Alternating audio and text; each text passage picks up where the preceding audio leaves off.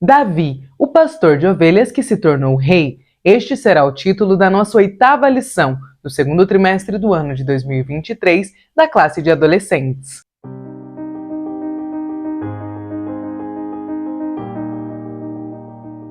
A paz do Senhor, querido aluno e professor da Escola Bíblica Dominical. Eu sou a irmã Damaris, sou professora da IBD, na congregação em que sirvo ao Senhor aqui na Assembleia de Deus em Curitiba. E hoje eu estou aqui para que nós possamos continuar estudando juntos esta revista em que estamos falando sobre a história do povo escolhido, o povo de Israel. E hoje nós iremos falar sobre o segundo rei de Israel, sim, Davi. O rei mais importante de Israel, o rei que atingiu a sua história, alcançou muitas gerações e mais do que isso, teve o seu nome pronunciado mais do que nunca quando Jesus, o Filho de Deus, habitou aqui na terra e carregava em seu nome o título de Jesus, Filho de Davi. Então hoje nós iremos começar a meditar na história deste menino. Esta aula está prevista para o próximo domingo, dia 21 de maio, e nós teremos como base bíblica a nossa leitura que está lá em Atos, no capítulo 13, dos versículos 17 ao 22. Vamos ler juntos? O Deus do povo de Israel escolheu os nossos pais e exaltou o povo durante a sua peregrinação na terra do Egito, de onde os tirou com braço poderoso, suportou os maus costumes do povo durante uns 40 anos no deserto e, havendo destruído 7 nações em Canaã, deu essas terras como herança ao povo. Tudo isso levou cerca de 450 anos. Depois disso, lhe deu juízes até o profeta Samuel. Então eles pediram um rei e Deus lhes deu Saul, filho de Quis, da tribo de Benjamim, e isso durante 40 anos. E tendo tirado Saul, levantou-lhes o rei Davi, do qual também dando testemunho disse: Achei a Davi, filho de Jessé, homem segundo o meu coração, que fará toda a minha vontade. É deste testemunho do apóstolo Paulo em Antioquia, quando ele fala de Davi como um homem segundo o coração, que surge essa expressão, Davi, um homem segundo o coração de Deus, e nós iremos começar a estudar a história dele na aula de hoje. A mensagem desta lição, o versículo-chave, está registrado lá em 1 Samuel, capítulo 16 e versículo 13, e nos diz assim: Samuel pegou o chifre cheio de azeite e ungiu Davi na frente dos seus irmãos, e o Espírito do Senhor dominou Davi, e daquele dia em diante ficou com ele, e Samuel voltou para Ramá. Nossos objetivos para essa aula são os seguintes. Nós precisamos primeiro ensinar aos nossos adolescentes a história de Davi, destacando que ele foi escolhido por Deus para liderar o seu povo. Segundo, precisamos motivar os nossos adolescentes a terem força, coragem e fé em Deus diante dos gigantes da vida. E terceiro, precisamos mostrar a eles que todas as promessas de Deus se cumprirão no tempo certo, porque o nosso Deus é fiel. Aleluias! Aqui nós vamos descobrir que a introdução da Revista dos Adolescentes, a lição nos faz um convite para estudarmos a vida de Davi. Então, olha só, na lição de hoje nós estudaremos sobre a vida de Davi. Veremos como ele foi escolhido por Deus na presença de seus irmãos e a sua ascensão à corte real e também ao exército de Saul. Compreenderemos como a fama de Davi se espalhou por toda a nação de Israel. Porém, a vida de Davi não foi marcada apenas por vitórias. O seu sucesso lhe trouxe muitas dificuldades e provações. Vamos descobrir o que nós podemos aprender com a trajetória desse pastor de ovelhas. Na hora de aprender, primeiro tópico, o jovem escolhido. Primeiro subtópico, Samuel na casa de Jessé. Deus enviou Samuel, o profeta, o qual nós já estudamos sobre ele, até a casa de Jessé em Belém. Samuel obedeceu à ordem do Senhor e se dirigiu até lá, com o objetivo de ungir o próximo rei de Israel. Todavia, Jessé tinha muitos filhos e Samuel não sabia quem de fato seria o escolhido. Então, ao receber a visita do profeta, Jessé começou a apresentar os seus filhos. Quando Davi chegou, após todo aquele processo que nós conhecemos de que Davi não estava lá no campo cuidando das ovelhas, então Samuel olha para os mais bonitos, mais aparentes, mais formosos, os mais velhos e pensa, bom, deve ser Eliabe, um dos filhos mais proeminentes, já fazia parte do exército de Saul, então tem que ser Eliabe. E o Senhor traz aquela lição para Samuel que até hoje nos impacta, não olha para a aparência, porque você está vendo aí só o bonitão na sua frente, mas eu aqui de cima vejo o coração. Então, Samuel manda que Jessé mande buscar a Davi no campo. Davi chega, e quando Davi chega, Samuel ouve a voz do Senhor, entende o que o Senhor que estava fazendo naquela casa, e ele unge a Davi como o novo rei de Israel. A partir daquele dia, o Espírito do Senhor se apoderou de Davi. Segundo subtópico, lutando contra um gigante. Davi foi ungido por Deus, né? Pelo profeta Samuel, mas uma unção especial de que seria o novo rei, e o Senhor se apoderou dele a partir daquele momento. Porém, Davi não foi ungido para ser o novo rei de Israel e se tornou rei naquele mesmo dia.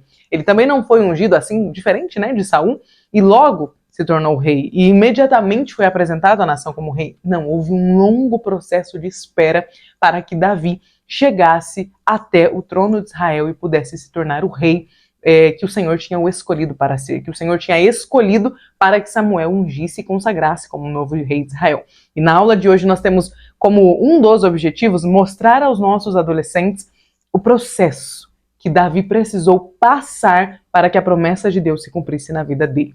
Às vezes nós recebemos profecias, palavras que o Senhor usa irmãos nossos na fé para nos entregar e imediatamente achamos que o Senhor já vai fazer aquela obra em nós. E às vezes nós até nos decepcionamos com o processo de espera, nos frustramos porque a promessa parece se demorar para acontecer, parece que o processo vai ficando mais longo.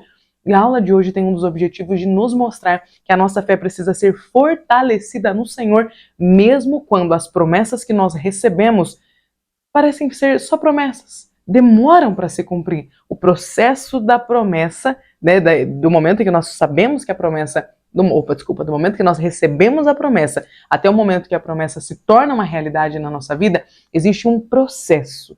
E é neste processo que o Senhor forma reis, que o Senhor trabalha em seus escolhidos. Foi assim que ele transformou Davi de um pastor de ovelhas em um rei para Israel. Vamos continuar? Lutando contra um gigante. Algum tempo depois daquela unção, a vida de Davi voltou ao normal. Ele foi ungido rei, mas teve que voltar para o campo cuidar das ovelhas do seu pai, porque este era o trabalho dele. Era isso que ele estava fazendo no momento e mais. Era isso que Deus queria que ele continuasse fazendo naquele momento.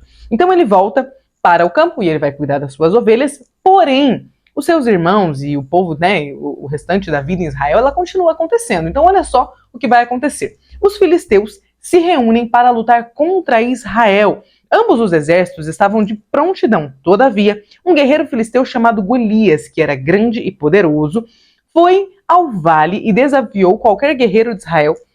Opa, esse meu cabelo aqui, o cabelo deu uma travada. Ele foi ao vale e ele desafiou qualquer guerreiro de Israel para uma luta. Desta forma, apenas ele e um soldado hebreu lutariam e as nações deveriam aceitar o resultado dessa luta. Golias pôs uma condição de que o povo do soldado perdedor seria escravo do povo do soldado que vencesse. Está lá em 1 Samuel 17, esta condição que Golias impôs. Saul ficou com medo e o seu exército também. O rei então ofereceu recompensas para quem lutasse contra Golias. Riquezas, casar-se com a sua filha, a isenção de impostos para toda a família, mas ninguém se prontificou a ir. Golias desafiou os israelitas por 40 dias. É importante nós entendermos que muito provavelmente aqui Saul estava se sentindo pressionado, afinal ele era o rei de Israel, ele era o responsável por defender aquele povo. E se Golias estava ali os desafiando já há mais de um mês, aquela responsabilidade caía sobre os ombros dele, ainda mais que ele era um rei que tinha vencido várias guerras, ele tinha vitórias no campo militar. Mas Saul estava com medo. E cá entre nós, Saul sabia que não estava bem com Deus. Nós sempre sabemos quando nós não estamos bem com o Senhor.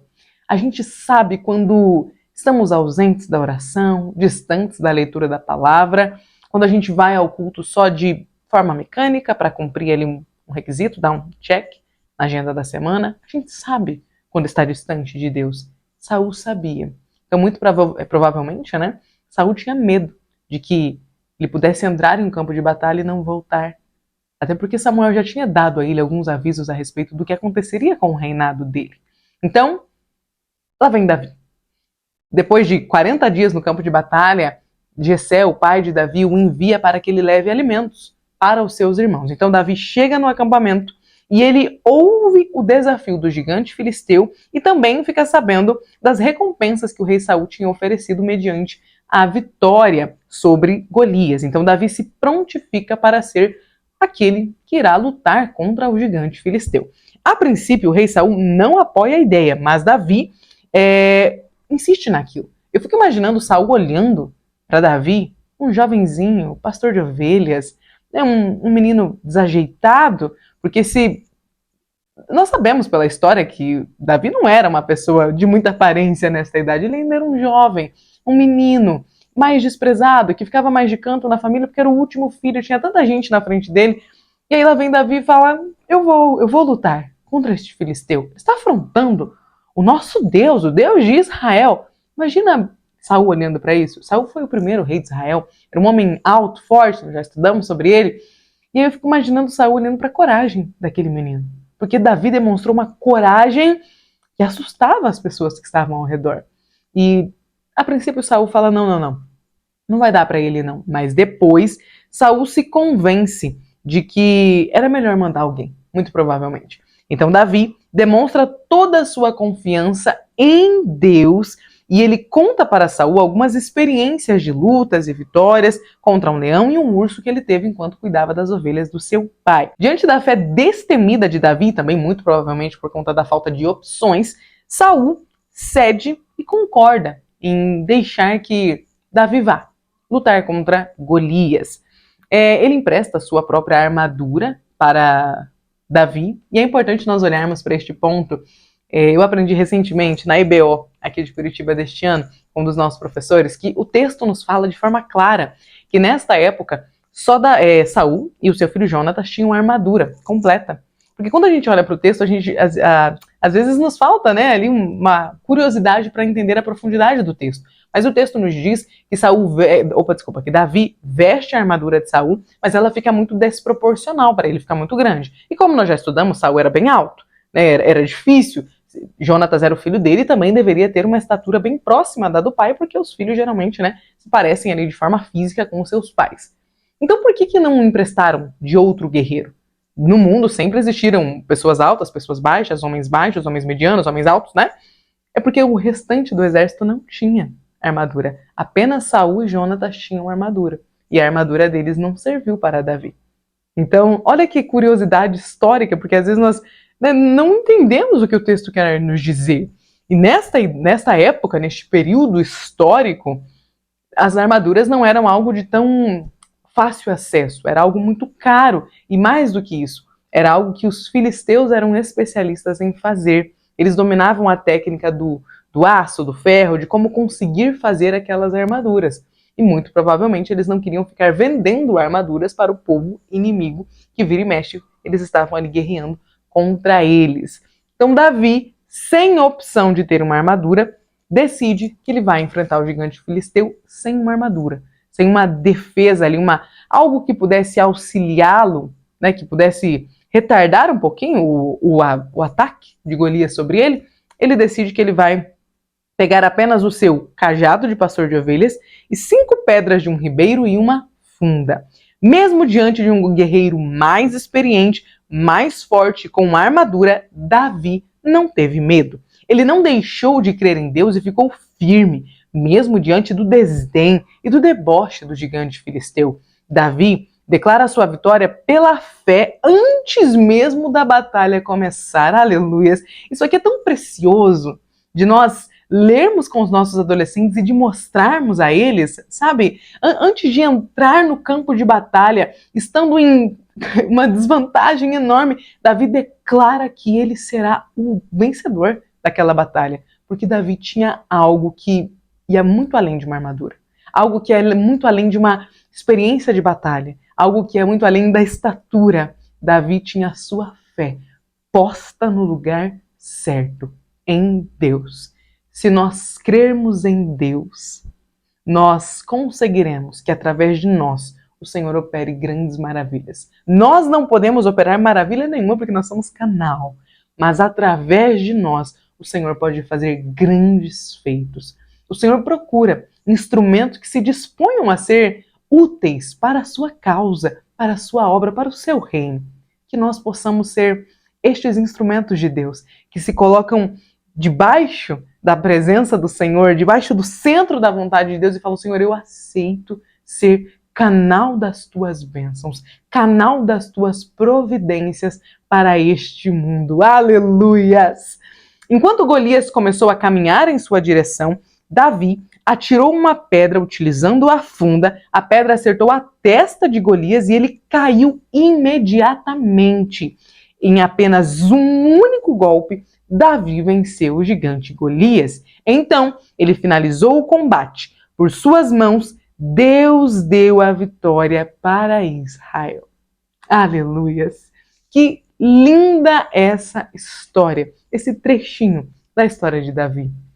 Davi foi o segundo rei de Israel, um homem segundo o coração de Deus, com muitas falhas, é claro, falaremos delas, mas aqui, neste trecho da vida que, no todo, né, dela, nós podemos dizer que é uma vida que glorificou a Deus, porque o próprio Deus deu testemunho a respeito de Davi. Este é apenas um trecho da jornada de alguém que se dispôs a ser um instrumento do Senhor. Eu fico imaginando a alegria do Senhor em encontrar um homem disposto a continuar, a levar o seu povo, o povo de Israel, adiante, em direção às promessas que o Senhor tinha prometido ao patriarca Abraão. Saul estava errando. Saul estava propositalmente falhando em cumprir aquilo que o Senhor tinha posto nas mãos dele. Mas enquanto Saul brincava de ser rei, brincava com a posição tão séria que Deus tinha confiado a ele, um novo menino, um jovem, lá da cidade de Judá, de Belém de Judá, da tribo, né, de Judá, da cidade de Belém, começa a se destacar. Não porque ele tinha grandes atrativos físicos, mas porque ele tinha uma fé.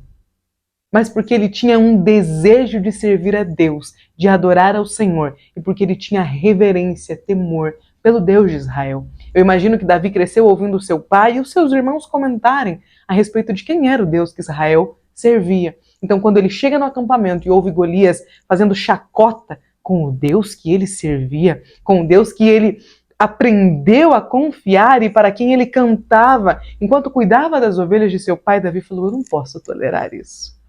Eu não sou capaz de derrotar este gigante, mas o Deus que eu sirvo, o Deus que eu adoro, o Deus a qual fui apresentado, que meus pais servem, o Deus que me fez, ele pode fazer de mim um instrumento. Então, eis-me aqui.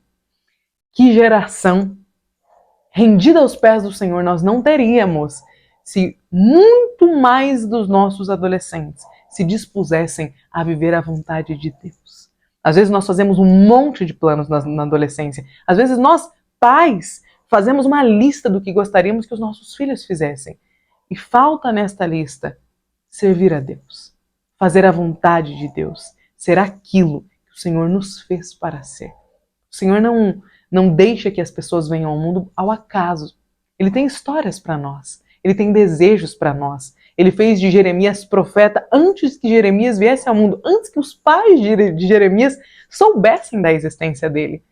Então o Senhor tem sonhos para nós, para os nossos adolescentes, que nós possamos estar à altura de cumprir, de realizar os sonhos de Deus. E o nosso primeiro passo é sempre se disponibilizar. Vamos continuar? Segundo tópico, Davi como servo na corte. Agora a vida de Davi vai ganhar um novo lugar, um novo horizonte. Ele deixa de estar no campo cuidando das ovelhas do seu pai lá em Belém e ele vai passar a viver de uma forma diferente. Então olha só, o rei Saul passou a ser atormentado por um espírito maligno. Percebe como a vida de quem se desvia dos caminhos do Senhor, da vontade do Senhor, deixa, né, ele de agradar ao Senhor, ela vai atingindo um estágio de sair, sabe, da presença de Deus, um estágio de alguém que descumpre a vontade do Senhor e é como se essa pessoa começasse a andar em direção a um abismo. A gente falou agora há pouco sobre o fato de que Saul muito provavelmente não estava bem com Deus neste episódio com o rei Golias, com o gigante Golias. E agora a gente já começa a perceber que Saul está sendo atormentado por um espírito maligno. Então os oficiais do rei procuram alguém que soubesse tocar harpa, a fim de que a música pudesse ajudar ao rei nos momentos de aflição. Olha, a música terapia, tão famosa nos dias de hoje, já estava em ação lá nos tempos primórdios da Bíblia. Eles chamaram Davi, pois viram que o Senhor era com ele. Diante do rei, o jovem ungido tocava sua harpa e o espírito maligno se retirava, deixando Saul em paz. O rei rejeitado ficou satisfeito com Davi e solicitou que ele continuasse a trabalhar com ele. Assim, Davi tornou-se também o escudeiro de Saul. Saul gostou muito de Davi e do seu trabalho. mas o seu apreço pelo jovem se esgotou em pouco tempo. Aqui no terceiro tópico, nós vamos falar um pouquinho mais e conseguir entender por que foi que todo aquele apreço que Saul sentiu por Davi logo de imediato começou a se ir sumindo, sabe? Aos poucos parece que a relação foi ficando desgastada, mas qual foi o motivo? Terceiro tópico, de perseguido a coroado. Davi começou a conviver com Saul e toda a sua corte. Ele recebeu algumas responsabilidades diante do rei. As tarefas que Saul solicitava, a Davi eram feitas com enorme habilidade. Por isso, o jovem foi promovido a um elevado posto no exército. Davi teve muito sucesso em suas missões e a sua fama cresceu no meio do povo, a ponto de gerar um cântico que incomodava a Saul. Eu grifei aqui duas palavrinhas que geram um certo desconforto para todo ser humano quando nós, precisamos lidar com o sucesso e com a fama. Davi logo ficou conhecido em Israel. Matar o gigante Golias foi um grande feito, mas não parou por aí. Davi daqui a pouco começou a executar tudo que Saul colocava nas mãos dele com muita habilidade. Aquilo começou a chamar a atenção. Ele foi elevado a um posto mais alto no exército e ele desenvolveu habilidades para guerrear. Davi deixou de ser apenas um menino que não tinha habilidade nenhuma com a guerra e se tornou um exímio soldado. Então, aos poucos, tudo isso foi deixando com que Saul ficasse incomodado, porque Davi tinha muito sucesso. E aí, daqui a pouco, isso atraiu fama. Sucesso, fama e aquele cântico. Saul matou milhares, mas Davi matou 10 milhares. Este cântico incomodava Saul a ponto de que Saul teve desejo de acabar com a vida de Davi. Então veja só, o sucesso de Davi encheu Saul de inveja. Esse ressentimento cresceu a ponto de Saul tentar matar Davi. Saul tinha medo de Davi, não apenas por causa do seu bom desempenho e popularidade, mas sim porque o Senhor estava com Davi.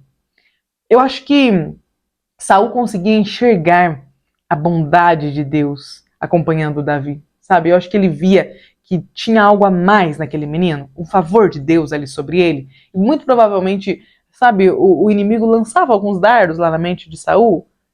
Samuel já disse que o reinado foi tirado de você e da sua casa. Aí vem este menino aí e começa a brilhar.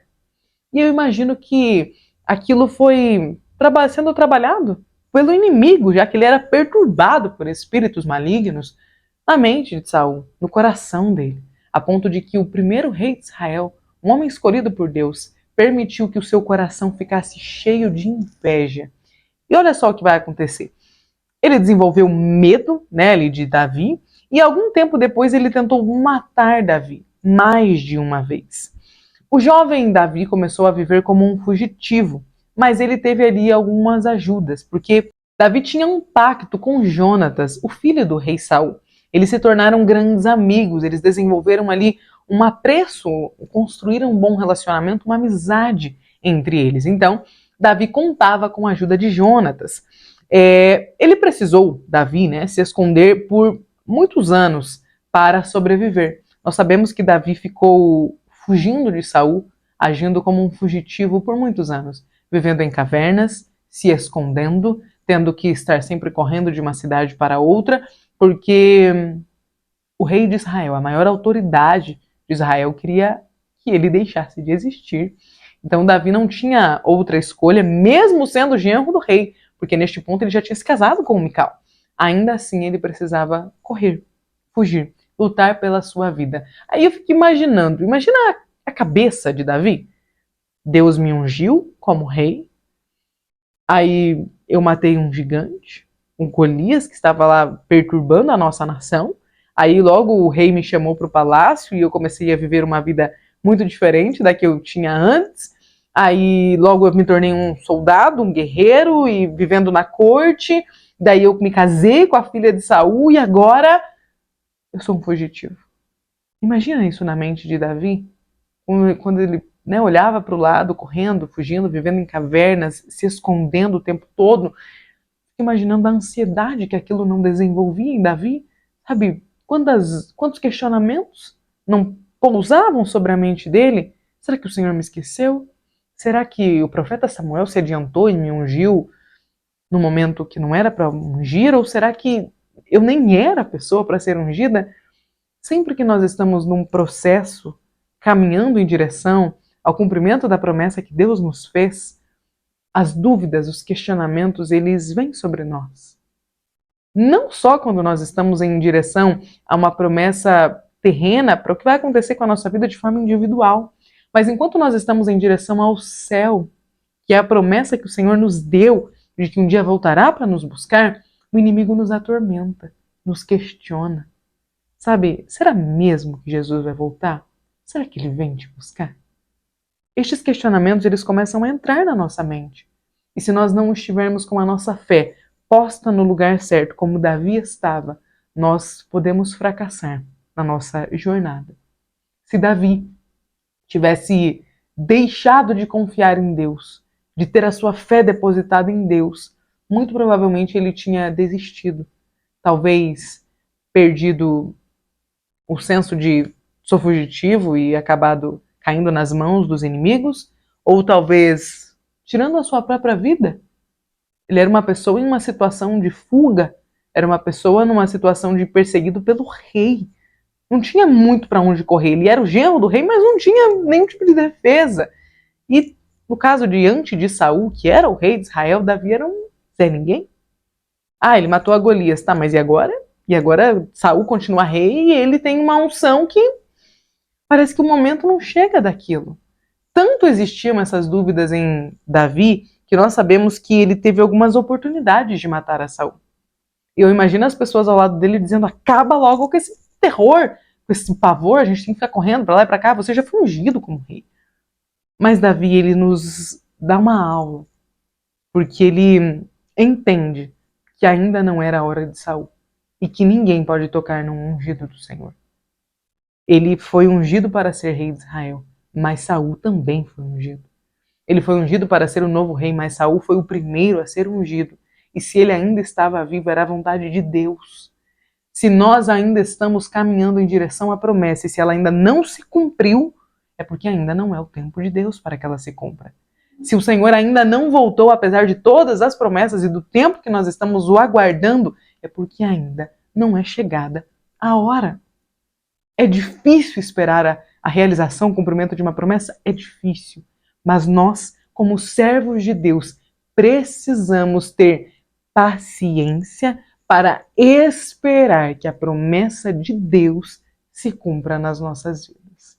O Senhor deseja forjar o nosso caráter, para que no momento que Ele tiver que nos usar, nós possamos estar prontos. Então, Davi nos ensina como permanecer firmes no processo de espera pela promessa que o Senhor lhe fez. Saul entrou numa batalha contra os filisteus e quando ele viu que estava perdendo a batalha, tirou a sua própria vida para não morrer na mão dos filisteus. Nesta batalha morreram também 3 dos filhos de Saul. Depois da morte do rei, Davi assumiu o reinado, tornando-se o segundo rei da nação de Israel. Não foi imediatamente após ele ter sido ungido por Samuel e também não foi poucos anos depois. Demorou até que Davi se tornasse o rei de Israel. E mesmo após a morte de Saul, ele ainda não reinou num reino unido. Ele ainda precisou dividir o seu reinado com Isbosete, um dos filhos de Saul que permaneceu vivo e que, influenciado pelo general Abner, tomou ali parte do reinado para ele.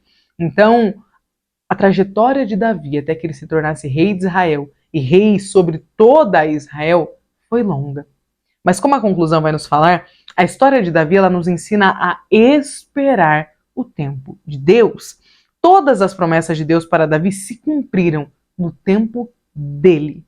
Não foi no tempo de Davi, não foi no tempo de Samuel, não foi no tempo que Saul achou que seria, mas foi no tempo que Deus, que é rei sobre todas as coisas, que é o rei dos reis, o senhor dos senhores, decidiu que seria. Se tem alguém que não se atrasa, se tem alguém que não perde o controle, este é o Deus que nós servimos. Por isso não existe nada mais seguro no mundo do que depositar a nossa confiança no nosso Deus e Senhor. Amém? Aqui no Pense Nisso da nossa lição, tem algo que eu achei importante compartilhar com os irmãos e que acho que seria válido que você, professor, compartilhasse com seus alunos. Olha só. Há um tempo entre a promessa e o seu cumprimento. Assim como houve um tempo entre a unção de Davi e quando de fato ele assumiu o trono. Davi passou por muitas coisas até ver a promessa de Deus ser cumprida. E quanto a nós, estamos dispostos a passar pelo processo de Deus até ver a promessa se cumprir? É uma pergunta. Eu encerro a aula de hoje com esta pergunta para você. E você, se quiser, pode encerrar perguntando a mesma coisa para os seus adolescentes. Será que nós estamos dispostos a passar pelo tempo de Deus, pelo processo de chegar até a promessa? Será que a gente consegue esperar em Deus? Ou será que a nossa geração já não conhece mais o significado de espera, processo, aguardo? Na aula de hoje, nós possamos ter o nosso coração ministrado pelo Senhor, tocado pelo Espírito Santo, e que nós possamos sair dela tendo a nossa fé depositada no lugar certo, no nosso Deus. Muito obrigada, professor, por ter chegado até aqui. Deus abençoe e até a próxima aula.